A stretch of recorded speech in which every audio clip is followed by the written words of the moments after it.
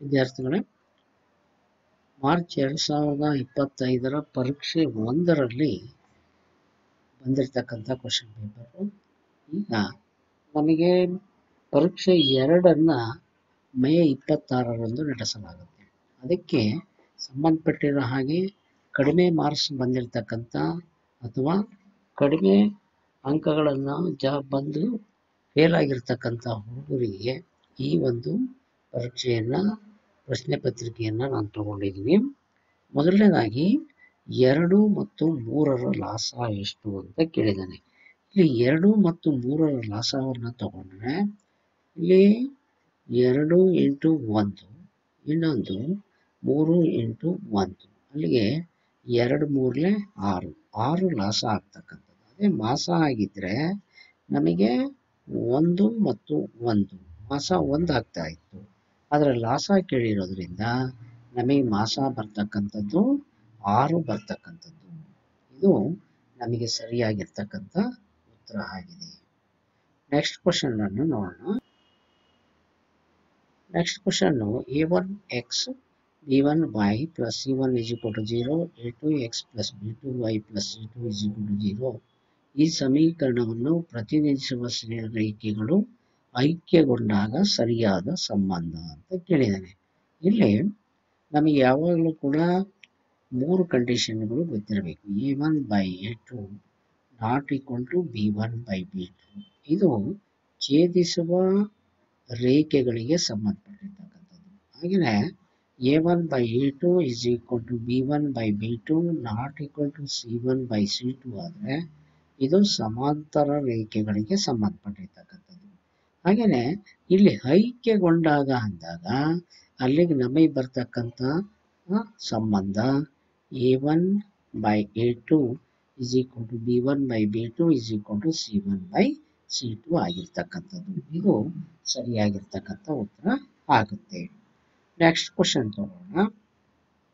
ಈ ಕೆಳಗಿನವುಗಳಲ್ಲಿ ವರ್ಗ ಸಮೀಕರಣವು ಅಂತ ಕೇಳಿದ್ದಾನೆ.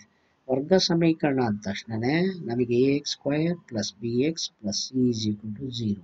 ಇದು ವರ್ಗ ಸಮೀಕರಣದ ಆದರ್ಶ ರೂಪ. ಈ ವರ್ಗ ಸಮೀಕರಣದಲ್ಲಿ ನಮಗೆ ಯಾವುದಿದೆ ಅಂತ ನೋಡ್ಕೋಬೇಕು. ಇಲ್ಲಿ x³ ಇದೆ, ಇದು ಬರಲ್ಲ. x² plus 7x ಇದೆ, ಇದು ನಮಗೆ ಬಹುಪದೋಕ್ತಿಯಾಗಿದೆ. is equal to 0 ಇಲ್ಲ. ಇಲ್ಲಿ 3x is equal to 9 ಅಂದರೆ xರ ಘಾತ 1 ಇದೆ, ಹಾಗಾಗಿ ಇದು ಕೂಡ ಬರೋದಿಲ್ಲ. ನಮಗೆ ಬರ್ತಕ್ಕಂಥ ಸರಿಯಾಗಿರ್ತಕ್ಕಂಥ ಉತ್ತರ x² plus 3x plus 4 is equal to 0 ಅಂತಕ್ಕಂಥದ್ದು. ಇನ್ನು ನೆಕ್ಸ್ಟ್ ಕ್ವಶನ್ ತಗೊಂಡ್ರೆ ಇವುಗಳಲ್ಲಿ ಯಾವುದು ಸಮರೂಪವಾಗಿರುವ ಆಕೃತಿಗಳು ಅಂತಂದೇಳಿ ಕೊಟ್ಟಿದ್ದಾನೆ. ಇವುಗಳಲ್ಲಿ ಸಮರೂಪವಾಗಿರ್ತಕ್ಕಂಥ ಆಕೃತಿಗಳು ಯಾವಾಗಲೂ ಕೂಡ ನಮಗೆ 2 ಸಮಬಾಹು ತ್ರಿಭುಜಗಳು ಆಗಿರ್ತಕ್ಕಂಥದ್ದು. ಆಮೇಲೆ ಉಳಿದಿರ್ತಕ್ಕಂಥ ವರ್ಗ ಮತ್ತು ಆಯತ ಅಲ್ಲಿ ವರ್ಗದ ಅಂತಂದೇಳಿದರೆ 4 ಬಾಹುಗಳು ಸಮ ಇರ್ತವೆ. ಇಲ್ಲಿ ಆಯತವನ್ನು ತಗೊಂಡಾಗ 2 ಬಾಹುಗಳು ನಮಗೆ ಸಿಗ್ತಕ್ಕಂಥದ್ದು. ವರ್ಗ ಮತ್ತು ವಜ್ರಾಕೃತಿ ಅಂದರೆ ಬಾಹುಗಳು ಸಮನಾಗಿರ್ತವೆ, ಕೋನಗಳು ಸಮನಾಗಿರಲ್ಲ. ಇಲ್ಲಿ ತ್ರಾಪಿಜ್ಯಗಳನ್ನು ತಗೊಂಡ್ರೆ ಅದರಲ್ಲಿ 2 ಬಾಹುಗಳು ಮಾತ್ರ ನಮಗೆ ಸಮವಾಗಿರ್ತಕ್ಕಂಥದ್ದು. ಆಮೇಲೆ ಅನುಪಾತನೂ ಕೂಡ ಬೇರೆ ಬೇರೆ ಬರ್ಬೋದು. ಅದರಿಂದ ಸಮಬಾಹು ತ್ರಿಭುಜಗಳು ಮಾತ್ರ ಸರಿಯಾಗಿರ್ತಕ್ಕಂಥ ಉತ್ತರ ಆಗುತ್ತೆ. ನೆಕ್ಸ್ಟ್ ಕ್ವಶನ್ ನೋಡಿದರೆ ತ್ರಿಜ್ಯ r ಮಾನಗಳಿರುವ ಒಂದು ಗೋಳದ ಘನಫಲ ಅಂತ ಕೇಳಿದರೆ ಗೋಳದ ಘನಫಲ ನಮಗೆ ಬರ್ತಕ್ಕಂಥದ್ದು 4/3 πr³ ಘನಮಾನ ಬರ್ತಕ್ಕಂಥದ್ದು. ನೆಕ್ಸ್ಟ್ ಬಂತು ಮೂಲಬಿಂದು ಅಂದ ತಕ್ಷಣವೇ ನಮಗೆ 0,0. ಅದರಿಂದ p of xy ಅನ್ನು ತಗೊಂಡ್ರೆ ಅಲ್ಲಿಗೆ √(x² plus y² ಅಂತಕ್ಕಂಥದ್ದು ಸರಿಯಾಗಿರ್ತಕ್ಕಂಥ ಉತ್ತರ ಆಗುತ್ತೆ. ನೆಕ್ಸ್ಟ್ ಕ್ವಶನ್ ತಗೋಣ. -1 -3 5 ಈ ಸಮಾಂತರ ಶ್ರೇಣಿಯ ಸಾಮಾನ್ಯ ವ್ಯತ್ಯಾಸ ಅಂತ ಕೇಳಿದ್ದೇನೆ.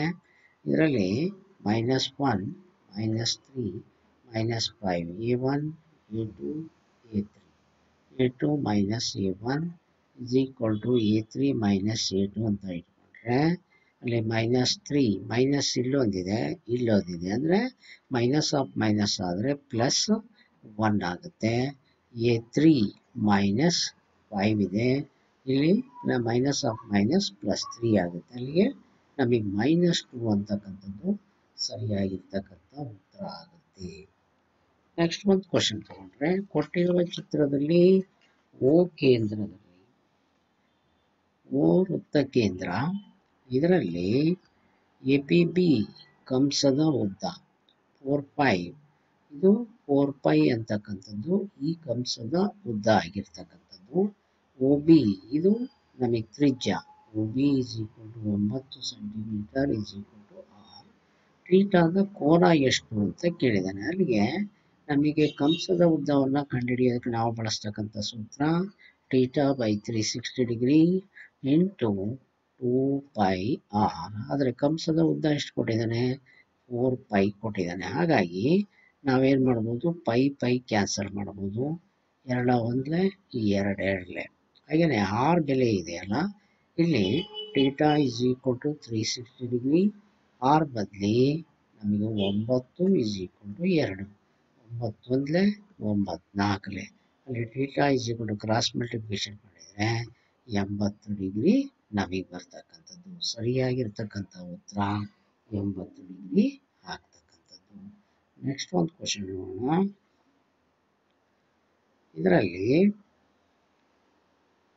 ಕ್ವಶನ್ ಅನ್ನು ತಗೊಳ್ಳೋದಾದ್ರೆ,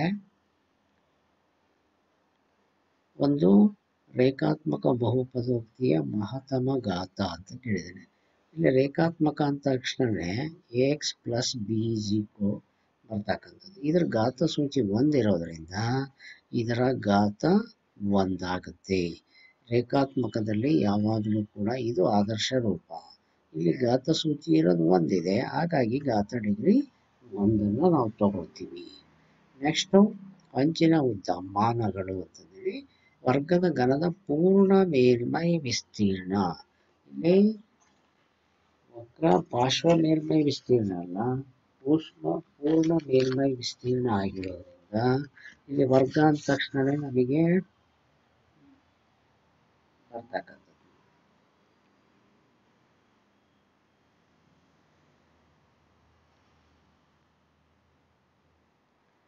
ಇಲ್ಲಿ 6 ಮುಖಗಳು ಇರೋದ್ರಿಂದ ಅದರ ಜೊತೆಗೆ ಉದ್ದ ಏನಾಗುತ್ತೆ, 2 ಉದ್ದ ಮತ್ತು ಅಗಲ ಮತ್ತು ಎತ್ತರ 3 ತಗೊಳ್ಳೋದಾದ್ರೆ ಇಲ್ಲಿ ಯಾವಾಗಲೂ ಬಾವಿನ ಅಳತೆ ಒಂದೇ ಇರುತ್ತೆ. ಅಲ್ಲಿಗೆ 6 ಇಂಟು ಅದರ ವಿಸ್ತೀರ್ಣ ಉದ್ದ ಇಂಟು ಅಗಲ ಅಂದರೆ A ಇಂಟು A, ಅಲ್ಲಿ ಏನಾಗುತ್ತೆ ನಮಗೆ 6A² ಸಿಗ್ತಕ್ಕಂಥದ್ದು. ನೆಕ್ಸ್ಟ್ ಒಂದು ಕೊಟ್ಟಿರುವ ಆವೃತ್ತಿ ವಿತರಣಾ ಕೋಷ್ಟಕದಲ್ಲಿ ಬಹುಲಕ ಇರ್ತಕ್ಕಂಥ ವರ್ಗಾಂತರ ಅಂತ ಕೇಳಿದ್ದೇನೆ. ಇಲ್ಲಿ ಆವೃತ್ತಿ ಯಾವ್ದು ಜಾಸ್ತಿ ಇದೆ ಅಂತ ನೋಡ್ಕೊಳ್ಳಿ. ಆವೃತ್ತಿ ಜಾಸ್ತಿ ಇರ್ತಕ್ಕಂಥದ್ದು 8 ಇದೆ. ಇಲ್ಲಿ ಕೇಳಿರೋದು ವರ್ಗಾಂತರ, ಹಾಗಾಗಿ 3 ರಿಂದ 5 ಏನಿದೆಯೋ ಇದು ವರ್ಗಾಂತರದಲ್ಲಿ ಬಹುಲಕ ಇರ್ತಕ್ಕಂಥದ್ದು.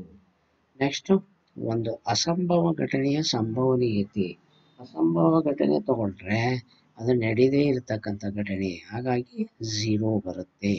ನೆಕ್ಸ್ಟ್ ಒಂದು question, 2x + 3y - 9 = 0, 3x + 2y - 6 = 0.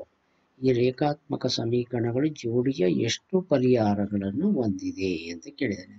ಇಲ್ಲಿ A1 ಬೆಲೆ 2, ಹಾಗೆಯೇ A2 ಬೆಲೆ 3 ಇದೆ, ಹಾಗೆಯೇ B1 ಬೆಲೆ 3 ಇದೆ, B2 ಬೆಲೆ 2 ಇದೆ, C1 ಬೆಲೆ -9, C2 ಬೆಲೆ -3. A1/A2 = 2/3 ಆಯಿತು. ಹಾಗೆಯೇ B1/B2 ತಗೊಂಡ್ರೆ 3/2 ಆಯಿತು. ಅಲ್ಲಿಗೆ A1/A2 ≠ B1/B2 ಆದರೆ ನಮಗೆ ಬರ್ತಕ್ಕಂಥದ್ದು ಒಂದೇ ಪರಿಹಾರ ಅಥವಾ ಅನನ್ಯ ಪರಿಹಾರ ಇರ್ತಕ್ಕಂಥದ್ದು. ಇದು ನಮಗೆ ತಗೊಳ್ತಕ್ಕಂಥದ್ದು. ನೆಕ್ಸ್ಟ್ ಕ್ವಶನ್ ನೋಡೋಣ. ನೆಕ್ಸ್ಟ್ ಕ್ವಶನ್ನಲ್ಲಿ ಕೊಟ್ಟಿರುವ ನಕ್ಷೆಯಲ್ಲಿ y = P(x), ಇದರ ಬಹುಪದೋಕ್ತಿಯ ಶೂನ್ಯತೆಗಳನ್ನು ಬರೆಯಿರಿ ಅಂತ ಕೇಳಿದ್ದಾನೆ. ಇಲ್ಲಿ ತಗೊಳ್ಳೋದಾದರೆ ನಮಗೆ ಇಲ್ಲಿರ್ತಕ್ಕಂಥದ್ದು 0, -1, -2 ಈ ಥರ ಬರುತ್ತೆ. ಹಾಗೆಯೇ ಇಲ್ಲಿ ತಗೊಂಡ್ರೆ 0, 1, 2, 3, 4 ಈ ಥರ ಇರ್ತಕ್ಕಂಥದ್ದು. ಇದರ ಶೂನ್ಯತೆಗಳನ್ನು ನಾವು ತಗೊಂಡ್ರೆ ಇಲ್ಲಿ